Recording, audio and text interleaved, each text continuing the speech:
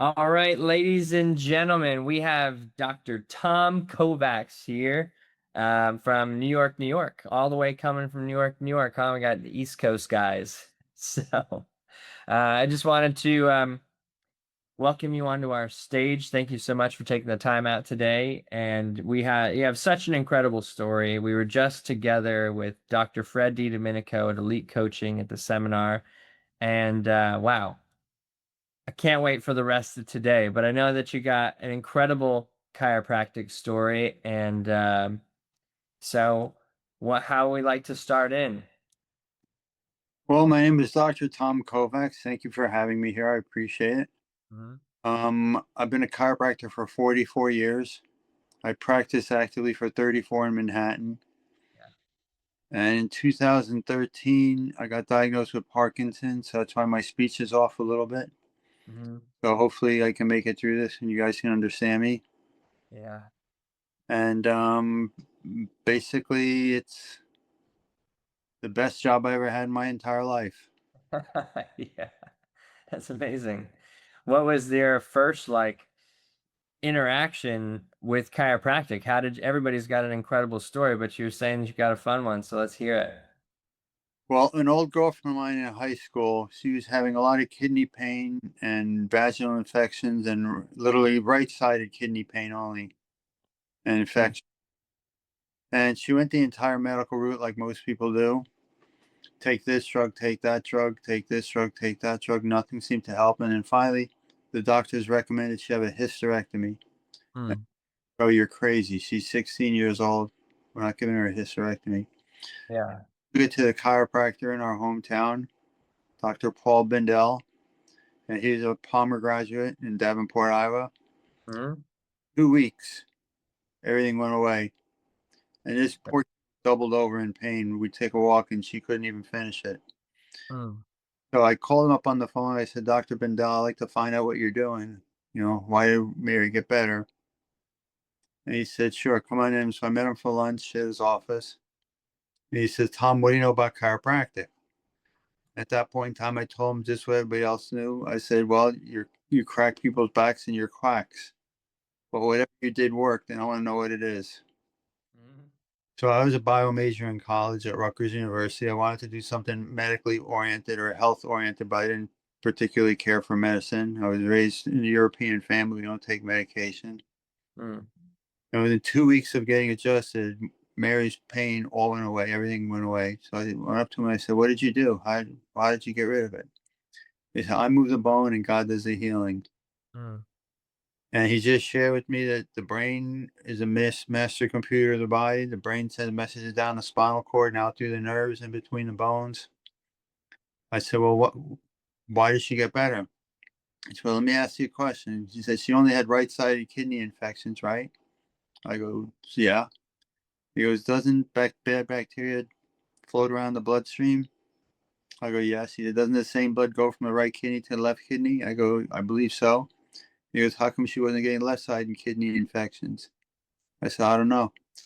He pulled out a spine. He showed me that the vertebrae moves out of position, the vertebrae subluxated, put Mm. pressure on the nerve on one side, going to the right kidney, causing a decreased resistance, and the kidney developed infections. So I said, Amazing. well, do to get rid of it? He said, I moved the bone, God does the healing. Mm. At that point in time, I knew I wanted to be a chiropractor. That's so cool. How did she know to go to the chiropractor? Her Do you know parents, that? her parents took her. Her parents took her. Did she have also, you said you have a European family. What part of Europe? I'm from Hungary. Hungary. Okay. First one, And States. first one to the States? Yeah, it's an interesting story. My parents came here, and after the Hungarian Revolution, they escaped Hungary and went through minefields and everything like that and got to Bremenhaven, Germany, where they got on old discarded naval vessels. And as soon as they left the port, they took the Hungarian flag down, put the American flag up, so they knew they were coming to the United States. Hmm. And they did not go to Ellis Island, but they went to Camp Kilmer. That's all I ever heard, Camp Kilmer, Camp Kilmer. Once they got off the boat, they took about a 45-minute ride. I went to Camp Kilmer. Hmm. So it turns out I was conceived the night they got there. Oh, well, there you go. And the funny thing is, when I went to Rutgers University, and my first semester there, my first week there, I told my mother, I said, I want you to come down. I want to show you something. So she comes down, and I take her to where I have my bio lab classes. Mm, And my bio lab class, we were in the Kilmer area barracks. mm. She starts crying. She looks at the barracks. I had my bio lab class. She goes, "That's the barracks that we live. We. That's where you were conceived. That's the barracks that your cousin was conceived in. So it's like Wow. upstream.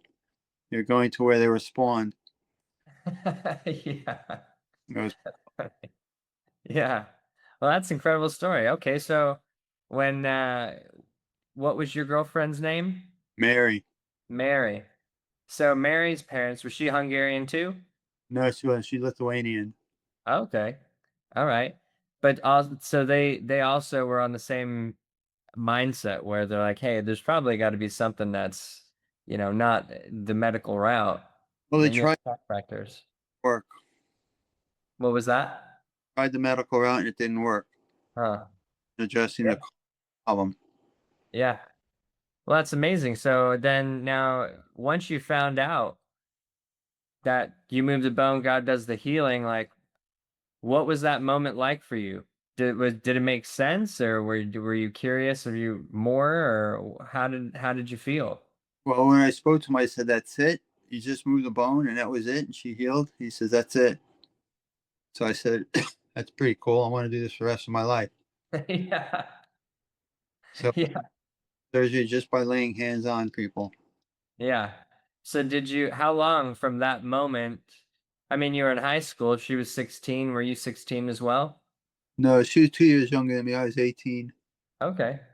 So then where did you went to chiropractic school? How long after that moment? I went to Rutgers first, got a BS in bio, and then I went to chiropractic school at New York Chiropractic College. Graduated December of '82. Hmm. That's awesome. And did you go back to work with the doctor? No, I didn't. I went into Manhattan with one of my instructors. Okay. Yeah, that was interesting. Did you during your time in chiropractic school, where I'm in chiropractic. Wow, I just had like 8 million words come out of my mouth all at one time. I'm in chiropractic school. I'm in chiropractic school right now, but what was it like for you to eh, go through chiropractic school in 1982? Like, It were was they a lot. talking about philosophy or how was it?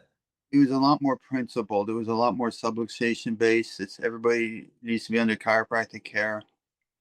So we had, I grew up with a lot of the big hitters. Reggie Gold, Ernie, Hmm. Major DeJarnette, George Goodhart, Reggie. I said Reggie Gold. Sid, Hmm. Hmm. Dr. Webster, Larry Webster was my pediatric instructor. Wow. So I mean, it was very principled back then, and today it seems like the principle of chiropractic is missing in chiropractic schools. It's Yeah. much more medically oriented by the looks of it.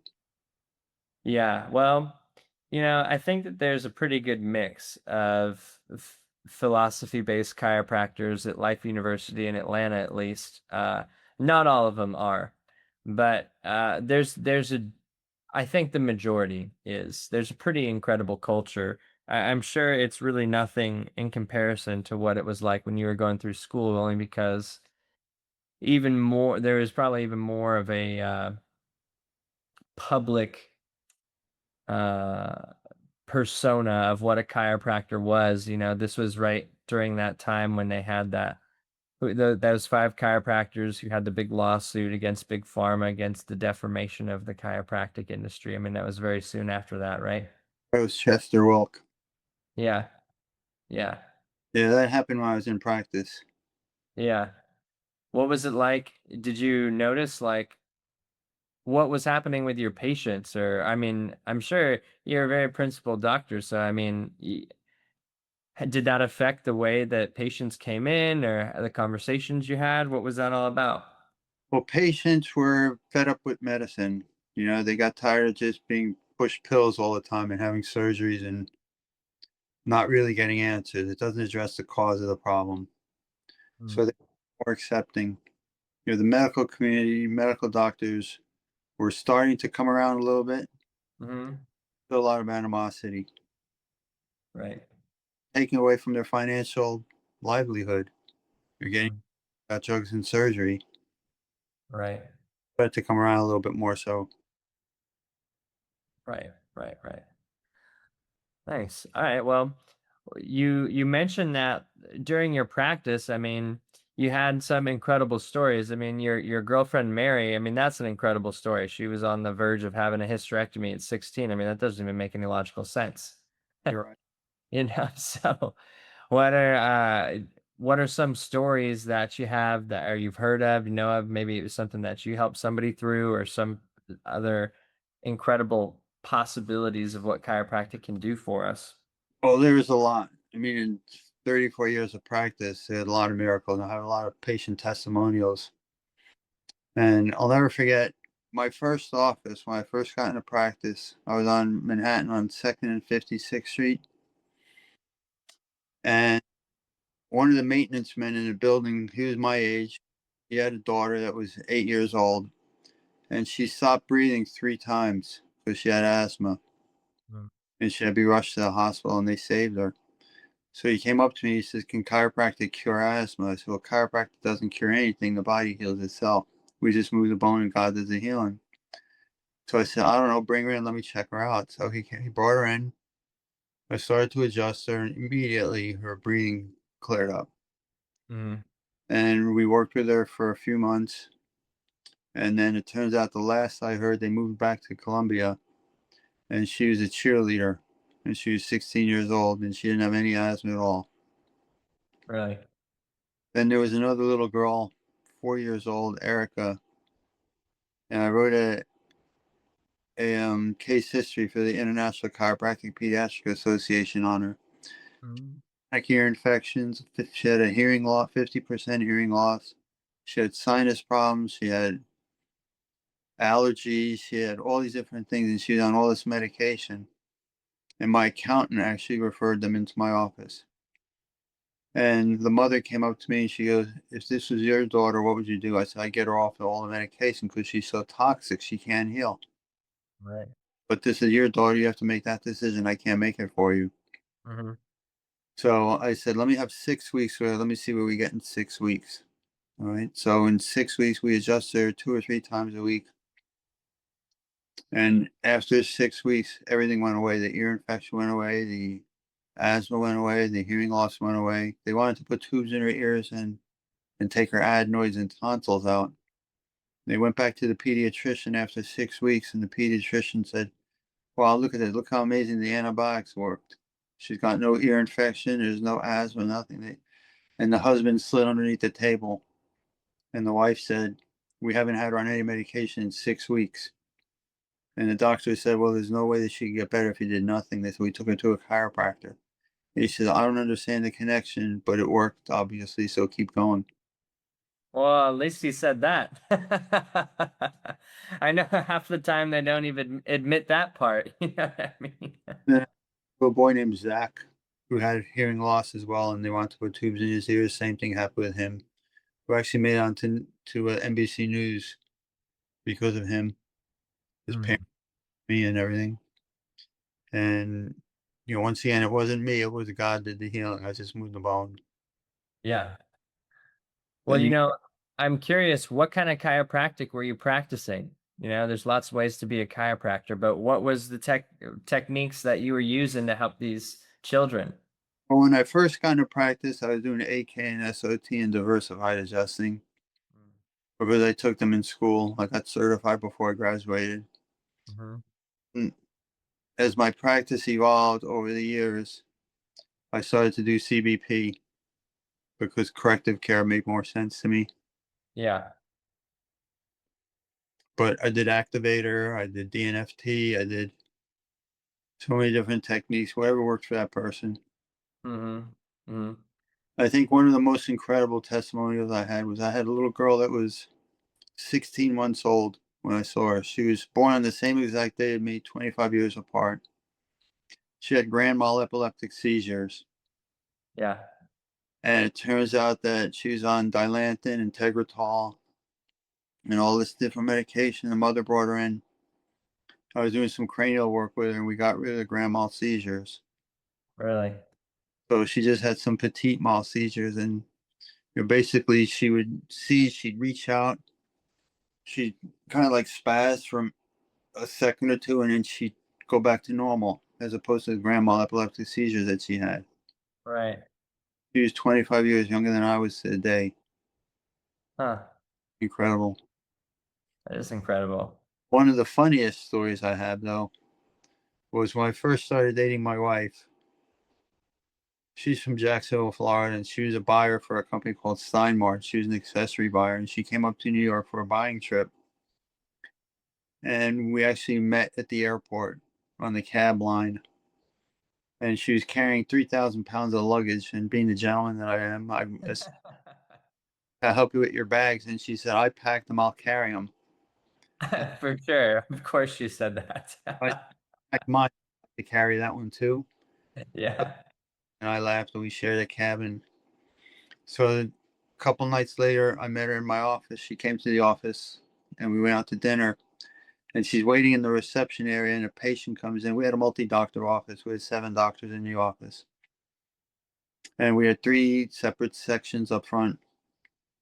And I walked up front to talk to my CA for a second. This woman opens the door and she barges in. She goes, Dr. Tom, you got me pregnant. And all of a sudden, in the reception area, looks at me. And I look at everybody. I look at my wife, and her jaws drop down. And I said, it's not what you seem. It's not what you think. Don't. Yeah. Yeah. So she couldn't get pregnant. She had lower back pain. She came in, and we were adjusting her. Within 3 months, she was pregnant. It's amazing. 5 times in my practice, where women couldn't get pregnant, they came in and got adjusted and got pregnant. I know. It's like I feel like, you know, a lot of these podcasts that we have with the different doctors, it's cool to be able to do this to also teach the public like, hey, there's so many things that chiropractic can help people with, you know? And it's fun to hear about all these incredible stories of how, people who range from a newborn baby to an elderly woman and their whole journey, of healing and what Yeah, it means to express life in the way that chiropractic can help everyone do it. It's an incredible gift that we have been given to be able to share with the world, which is it's just amazing. my son was the youngest patient I ever adjusted. He was 3 minutes old when I adjusted him, Yeah. and then about 40 minutes old, and that was my staff member, her daughter. And Yeah. I put up at the hospital. I saw that her baby had her head turned to one side. And I asked the father, I said, how long has her head been turned that way? He goes, she keeps staring at me. I said, well, she's not staring at you. She can't turn her head. Yeah. So during the birth process, they're pulling out the baby with the Yep. head that caused a subluxation in the upper cervical. I adjusted the baby. Immediately after I adjusted her, she got full range of motion back. When you adjust a baby, what is it that you're feeling for? What are you doing when you're adjusting a 3 minute old baby? What is it that you're feeling for? Well, you're motion palpating. You're seeing if there's anything fixated or restricted, Hmm. and you're adjusting very gently. I have a fellowship in chiropractic pediatrics, Hmm. so they teach you how to do all those things there. That's cool.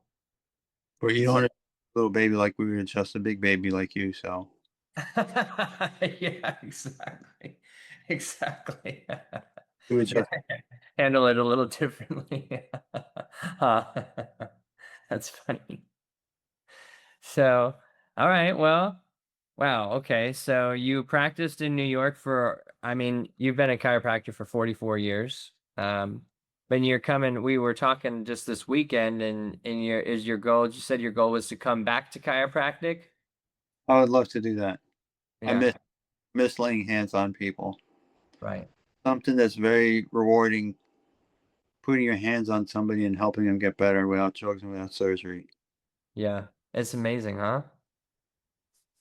It's definitely amazing. Yeah. It's Dr. DiGiacomo was one of my instructors, Frank DiGiacomo, and he has a book called Chiropractic, Man's Greatest Gift to Man, Yeah. and it really is a gift. It's true. It's true. Well, the interesting thing is, you know where the word chiropractic came from? Tell us. Well, I asked that this weekend, and I said, what do you know that the word chiropractic stands for?" And they said, "By hand only," or something like that. Mhm.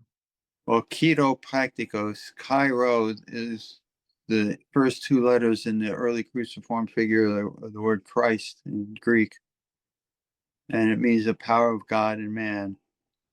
And practicos is the practice of, so it's the practice of the power of God in man. Mhm. Chiropracticos. And Yeah. chiro is like a P with an X in the middle of it. Yeah. Yeah. And I don't have a tattoo, but if I ever got a tattoo, it'd be the Cairo symbol. Yeah. That would be a good one. That'd be a good one for sure. Well, would you be open to sharing your journey back into chiropractic and telling us about your journey on your road back to health? Yeah, well, I practiced. I was very athletic all my life. I played baseball in college. I was on the ultimate frisbee team. I played a lot of beach volleyball, indoor volleyball. I was a licensed bike racer. I was a triathlete. I flew. I did a lot of things athletically and whatnot. And then when I got diagnosed with Parkinson's, it was pretty devastating. Mhm. And in 2013, I got diagnosed with Parkinson's. And 2016, I couldn't practice anymore. My speed was off. My coordination was off. So I had to stop practicing, which really kind of threw me over the edge a bit. It's hard to give up something that you love so much. Yeah.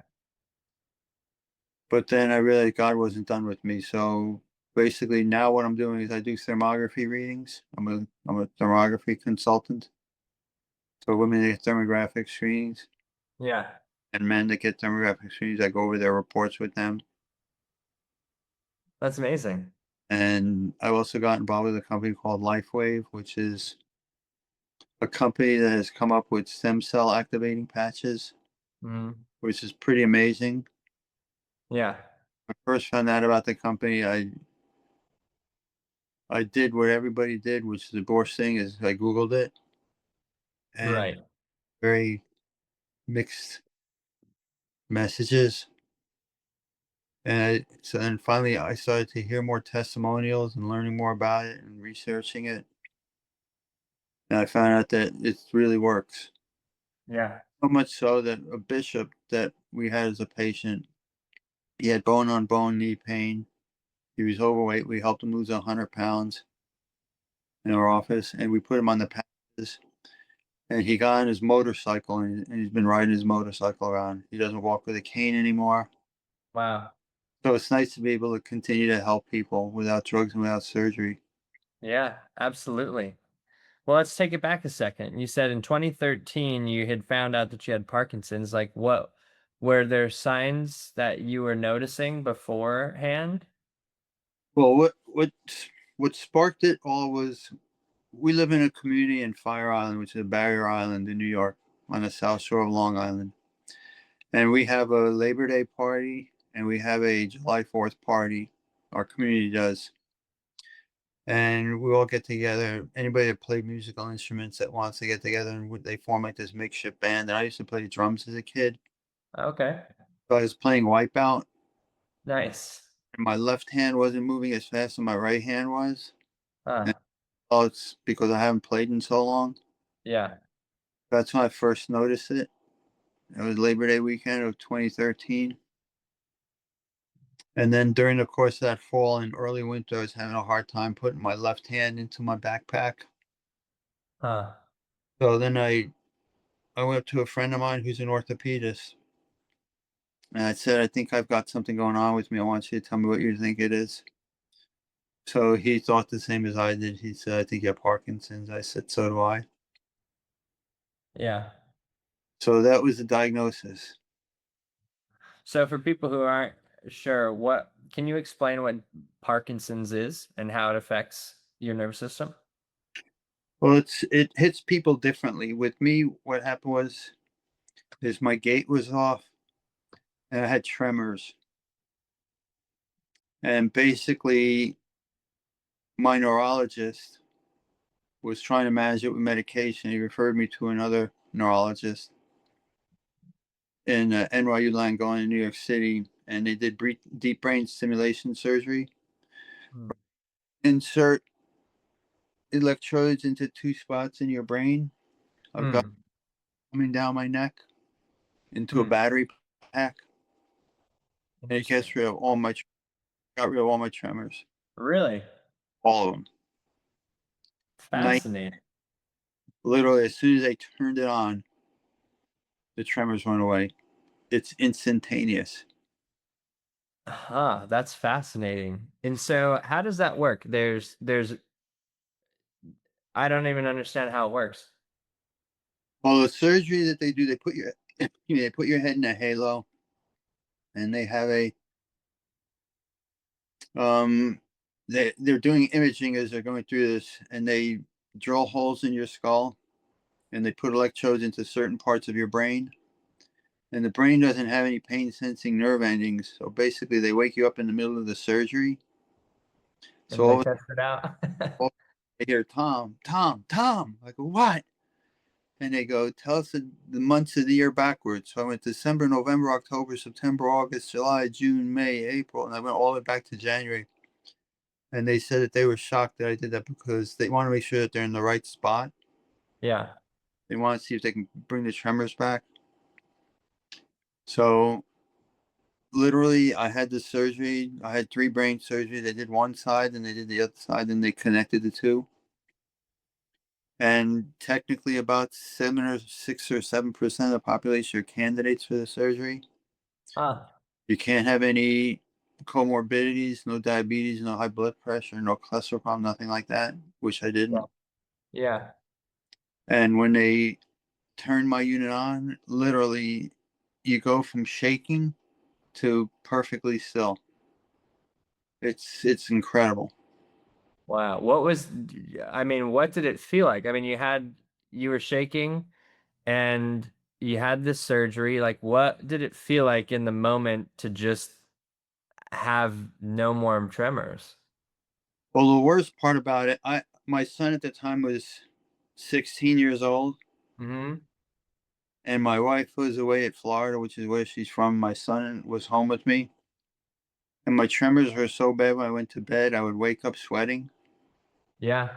I couldn't get out of bed, so I had my son take my blanket off of me and put it back on me, and then it just kept on happening. So finally, I asked him if he could stay in my room until I fell asleep, which he did. And it was the worst experience having your son, who you're supposed to be taking care of you.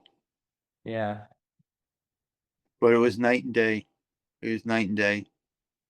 So I would recommend anybody that has Parkinson's to look into deep brain stimulation surgery. Wow. That's amazing. So now, what was you're able to then your quality of life, like the things that you're able to do from day to day, how did that change? Like before, did you need help eating or anything like that? No, I needed help buttoning a shirt and things like that, and which I don't need anymore. Right. Now my gait's affected a little bit. My speech, as you can tell, is affected a little bit. Yeah, But I'm expecting God to provide a miracle for me. absolutely. Yeah. That's amazing. And so you've been in conjunction. When did you have that surgery done? Right before COVID hit, 2020. Okay. So it progressed because you had stopped practicing in 2016, you said, and then there was 4 years of it progressively just got worse. Yeah. Yeah. And then now that you've had the surgery, like what were the changes in your life from 2020, now you're able to have function? Like were you able to I don't know. I don't know if you were exercising before or if you do now or what kind of things were you able to do? What was the big change? Well, I ride a stationary bike these days. I go Hmm. to a and I go to a trainer, so I box now too. Oh, nice. That's awesome. Yeah, he said that I got quicker reaction times than some of his UFC people. Really? So don't mess. Yeah, don't mess with you. Yeah, exactly. That's awesome. That's really cool. Okay. Well, now I'd like to ask you a chiropractic question. I mean, you said that you were getting into CBP at any point and you've had an incredibly athletic background. Like, did you have any accidents that could have contributed to the Parkinson's?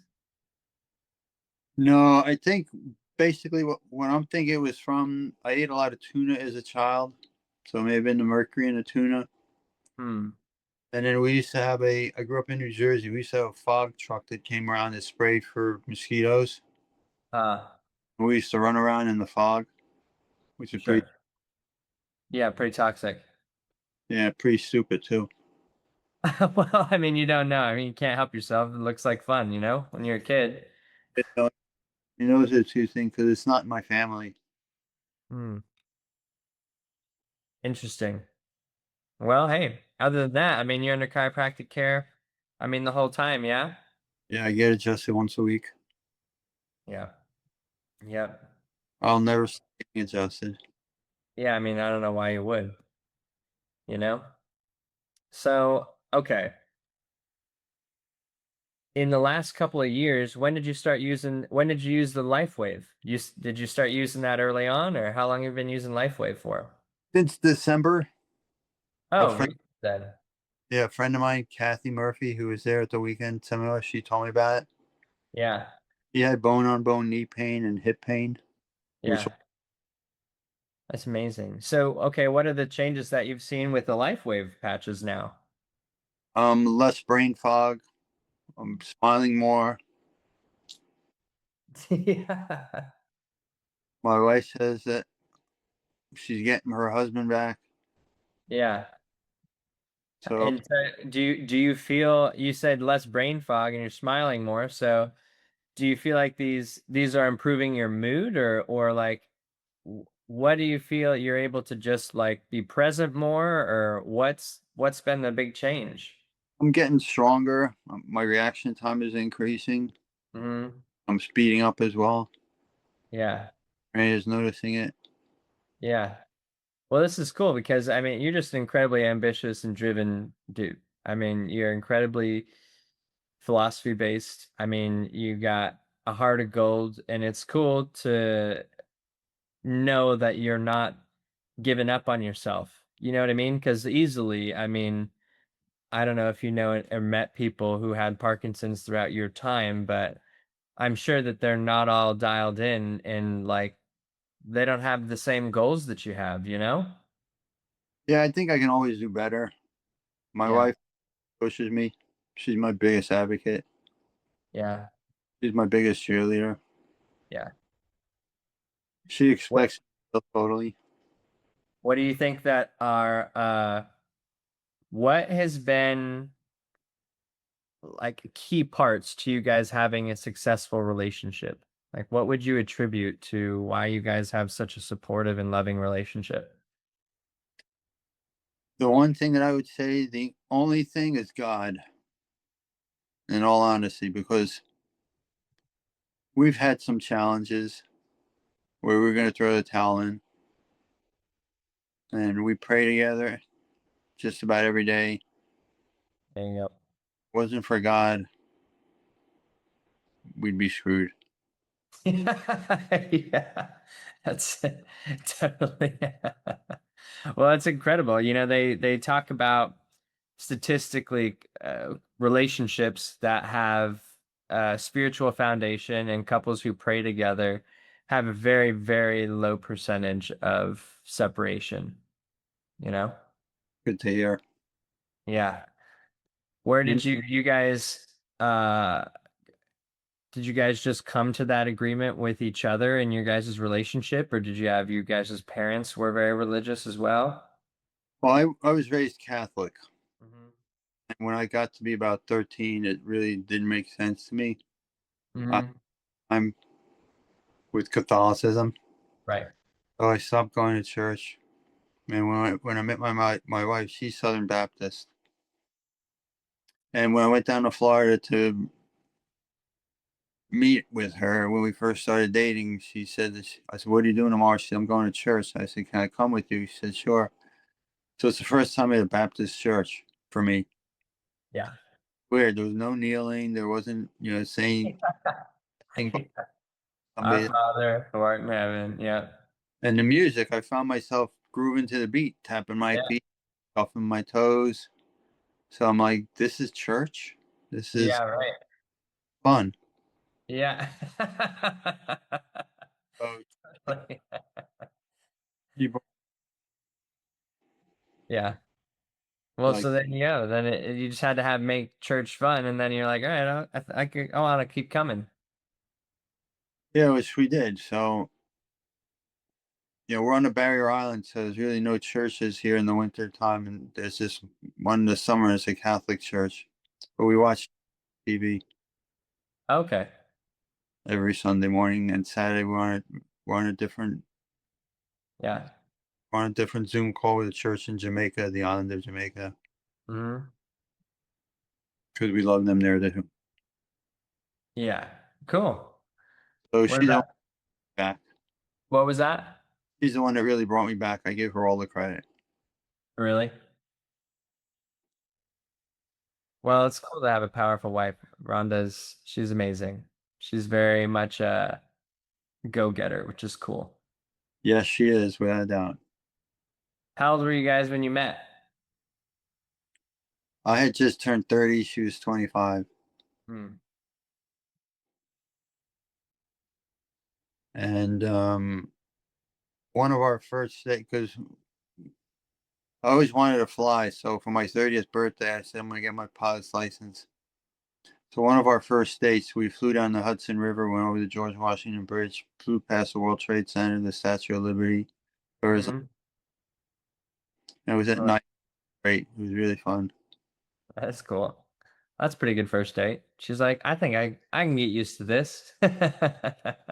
First, first dates. Yeah, yeah. It's amazing. So flying is a lot of fun if you've never tried it. You know, we're actually editing a podcast right now that we did in a helicopter with a chiropractic podcast in a helicopter. Really? Yeah, really. Yeah, we Dr. Curtis Fedorchuk, he's a CBP guy. Do you recognize that name? Yes, I do. Yeah, he's a helicopter pilot. So we flew right outside my apartment, actually right by it. He flew me to the from the helicopter airport to the actual Atlanta airport because I was flying to Las Vegas right afterwards, but it was cool. I mean, we were talking about um Spondy's, and what he's doing. So he's trying to get a couple of videos together that we were talking about on the podcast and um so we can put it up there, but it'll be a cool video once it comes out. We hired a guy to like put the GoPros and cameras in there, and they filmed it all, so it was pretty cool. They like landed at his neighbor's house, because with helicopters all you need is permission from the owner to land on someone's property, and you just land right in there. It's kind of crazy, but Must have been. it was fun. It was totally fun. I mean, last time I was in planes like that was at war. So, I mean, I've been in all kinds of different crazy situations, that people normally wouldn't experience. It's like, being in like a like a World War II airplane, where they're doing all kinds of barrel rolls and nose dives and trying to dodge rockets and bullets. So, I've had my fair share of flight experience. Yeah, the most amount of fun I've ever had flying was when I took aerobatics classes. Yeah. Yeah, flying upside down, doing loops, barrel rolls. I'm sure. I mean, It's a lot of I don't fun. know. It's so fun, I'm sure, right? I mean, just to be able to control a plane like that, that's pretty cool. Yes, it was. But I haven't flown in a while. Yeah. Yeah, yeah. Well, what about like your training for triathlons? I mean, was this something that you did early on in your life or later in your life? No, I did triathlons from about the age of 26 to maybe 34. And basically, I was a bike racer, a licensed bike racer. And it turns out I started to treat all my friends. This one dislocated his shoulder, this one brought fractured his collarbone. And I realized that the writing was on the wall. Sooner or later, it was going to be me. Yeah. Bike racing, you're literally 2 or 3 inches away from the guy's wheel in front of you. Yep. And when you go down, it's not a pretty scene. Yeah, no, no. And you don't really have any protection other than your helmet. Right. And so I decided that I was going to stop bike racing and I started to do triathlons because there's no drafting. And that was a lot of fun. So I did Yeah. a lot of triathlons and biathlons. What's a bi oh, a biathlon would just be what two events?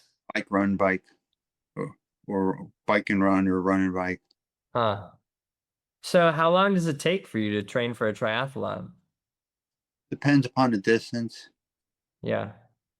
I was Swimming was my weakest sport. Yeah. Cycling is my best. Uh-huh. So, and the standard distances are like a half a mile swim, a 25-mile bike, and a 10K run. And because I was training all the time, yeah, I could do one weekend, do another one the following weekend. Right, right. And you were doing them in New York? I was doing them in New York, New Jersey, Massachusetts, Vermont. So you guys swimming in the ocean? No, I didn't like swimming in the ocean. I swim in lakes mostly, Yeah. Yeah, yeah. which is interesting because it's usually an out, across, and back pattern. Uh-huh. And for anybody that's thinking of doing a triathlon, what I'm going to recommend is when you first swim out, you don't want to be close to the inside turn. You want to be all the way on the outside so you're not getting kicked in the face and people don't swim up your back. Yeah, yeah. If you're off to the side, you may swim an extra 5 or 10 yards, but at least there's less people there. Yeah. Yeah, yeah. Well, there you go, huh? Because it's very stressful when you got people swimming up your back and I'm kick, sure. Kicking you in the face? yeah, kicking your goggles. Yeah, yeah. Yeah, totally. But Nice. a lot of fun they are. They're a lot. Mm-hmm. Hold on a second. Yeah. There you go. Sorry. Our cat toy just playing around right now. Um, so how long were you in practice for? How many years? 34. 34 years. And so, Pretty cool because I'm only 29 years old. yeah, exactly, exactly. What would you say, one of the most valuable lessons in life that chiropractic has taught you? One of the most valuable lessons that chiropractic has taught me: believe in the principle and don't lose it. And educate people. I've given talks at about 100 different churches in the tri-state area. And I love talking to churches. And I think when you teach people that God heals them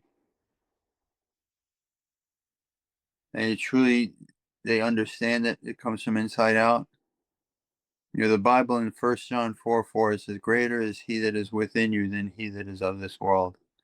To me, that means that God put incredible healing power into each and every one of us. And it doesn't come from medication. It comes from the healing power that God put into each one of us. So I think stay principled. Don't get into the neck pain, back pain mindset. And you're lucky being at Life because Life is more of a principal college from what I'm hearing. Right. New York has changed. I went to New York. They moved up to Seneca Falls, and it's really changed. And educate people that it's so very important to get adjusted from the time you're born. My son's never been vaccinated. He's adjusted from 3 minutes of age. He's never had asthma, never had allergies, never had any ear infection, never had any of these problems. Right. 100% the whole way God put him on this planet. Hmm. And there's nothing better than adjusting a baby because you realize you're making a difference in their entire life moving forward. Right. Right. So stay, Absolutely. don't fall to the neck pain, back pain, medical mindset. Hmm.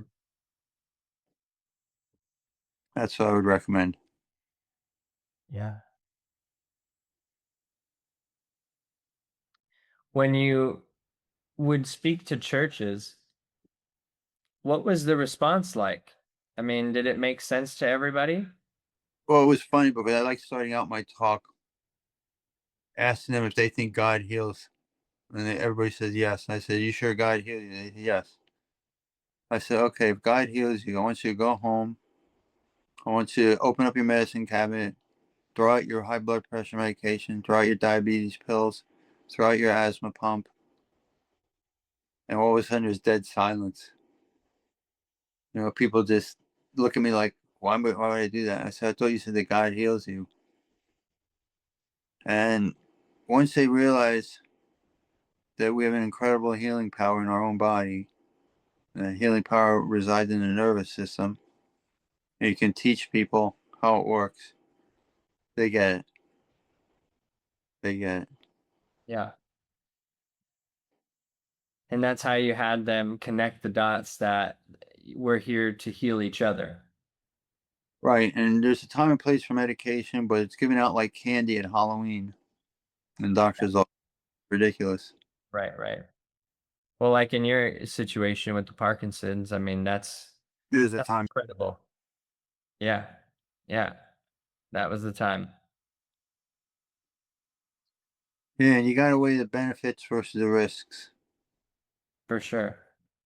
Well, I mean, like you said, your story with Mary, I mean, give me a break. She was 16 years old. She's having kidney infections. They want to give her a hysterectomy. I mean, I don't even know the correlation, you know? I mean, You're just having vaginal infections as well. uh, uh, But that's yeah, pretty bizarre that they want to do that. right. I mean, that's a very extreme choice, you know? I'm glad their parents took it to the chiropractor. I know, yeah. Well, yeah, if it wasn't for that, we wouldn't be having this conversation today. That's right. Yeah. So, But it's just amazing the things that people get better with, through chiropractic. yeah. I'll never forget, I had this one guy, I was probably 27, 28 years old, and he was about 30, 32. And he came in with lower back pain, and he goes, can I ask you a question? Because I was telling him that the nerves that are being compressed in his lower back not only go to his lower back muscle, but they also go to his kidneys, his intestines, his reproductive organs, his bladder, his prostate, the rectal area, legs, feet, toes. He goes, is that why you think that I'm having a hard time getting an erection? I said, well, the nerves that are coming out that go to that area are being compressed, so they're not allowing the body to function 100%. So he comes in, he starts crying, and he goes, his girlfriend was ready to leave him because he couldn't perform. Hmm. So I said, well, let's see what happens. So I adjusted him for the first time. He came back the next day. He's laying down on the table. He goes, can we talk about results? And I said, well, it's going to take time. You got to give your body time. He said, no, can we talk about results? I said, it's going to take time. You got to give your body time to heal. He goes, no, I want to talk about results. I said, it's going to take time. Yeah. He said, I was with my girlfriend last night. He said he performed like a rock star. Yeah. Yeah.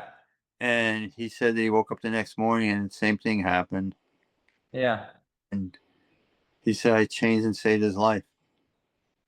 I Well, said, I mean, yeah. I mean, the it's incredible because you would think, well, somebody could say, well, sex isn't the only thing that you think about in life, which is absolutely true, but it's not about that. It's connection. You're able to provide a way for him to connect with the woman that he loved and, you know, in an incredible way. I mean, how cool. oh, without a doubt. And to Yeah. on his face and to see how fast it happened for him was pretty cool. I know. Yeah, it tripped you up even. You're like, wait, this is gonna take a second. Right? It's funny. I mean, not everybody's very as predictable, Sometimes people take a while, and sometimes people, they have a noticeable change instantly, right? I mean, I've Well, I've known people that have adjustments where they remember, they're like, oh my God, I've been feeling this for 10 years. It's like they're so conditioned for a certain pain or a certain, my ear. I didn't realize I couldn't hear, and then you adjusted me and I could hear again. I didn't realize how much I couldn't hear. It's your crazy. name Harvey. It's what? Your name must be Harvey. Yeah. I had this one gentleman who was really interesting. His wife came in, and he came in for the doctor's report when I went over everything with him. And he got checked. I adjusted him for the first day. He came back the second day, and he said, "We left your office the other night, and we walked by a bakery, and I smelled the bread." I'm thinking, so what? You smell bread? What's the big deal? He said, "I had Yeah. Yeah. 17 years. Yeah. So 17 years you couldn't smell." It's amazing. Imagine how many incredible meals he missed out on smelling for 17 years. I don't even know how that could be a thing. Especially if you got a good, especially if you got come from a culture that makes great food. Yeah, I've had patients that had cancer that was reversed. And it's just the miracles that you see in chiropractic are just mind boggling. They really are. The longer you're around, the more people you lay your hands on, the more miracles you see. Do you feel like the the phenomena of having the tools to help the sickest people brings them into the practices, like people are attracted to the places that can heal them? Oh, definitely. Yeah. Definitely. I think God opens doors. Yeah, right. I mean, there's absolutely some universal connection that we all share. So, it's incredible to be able to tap into that. I don't disagree. Yeah.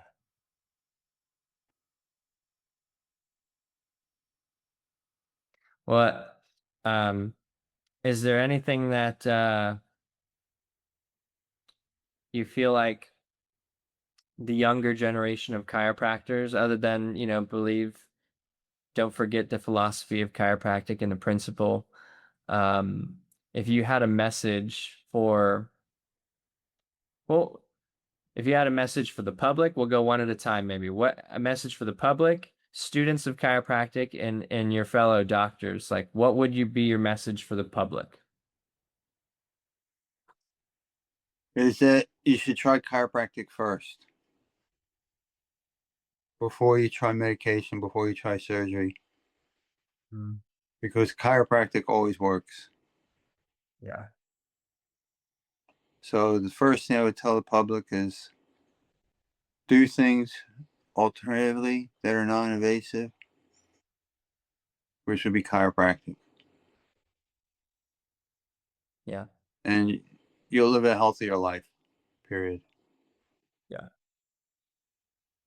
Now, message for chiropractic students. When we're younger, we think we're infallible. So I would want to make sure everybody's got disability insurance because you never know when you need it. Mm. Unfortunately, I had it, and it helped get through some difficult times.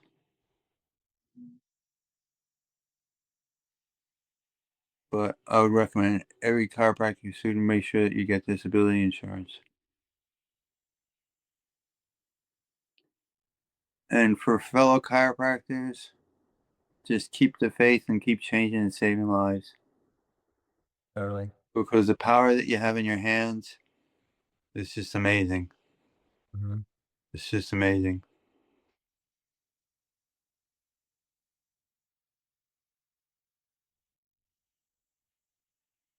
That's what I would say. Yeah. All right. Well, man, it's been an incredible journey to hear about your story. I mean, going from, I mean, very early on, hearing a chiropractic story with Mary, your girlfriend, to have just a few adjustments and have her entire life turned around, and then for your commitment to go into chiropractic school, come out, practice out in New York for 34 years, and now on the road back to chiropractic. I mean, after uh, a few years of having to just reestablish what it meant for yourself and going through those trials and tribulations, it's awesome to see you out at the seminars, learning and supporting the profession. And we really thank you so much for taking the time to be on the podcast. I really appreciate you having me on. Yeah. It's being back in the saddle. Yeah, exactly. Well, hopefully this will help you get some more exposure and attention and support you on your way. Well, thank you so much, Dalton. Yeah, yeah. All right. Well, thank you. Thank you. God bless. All right.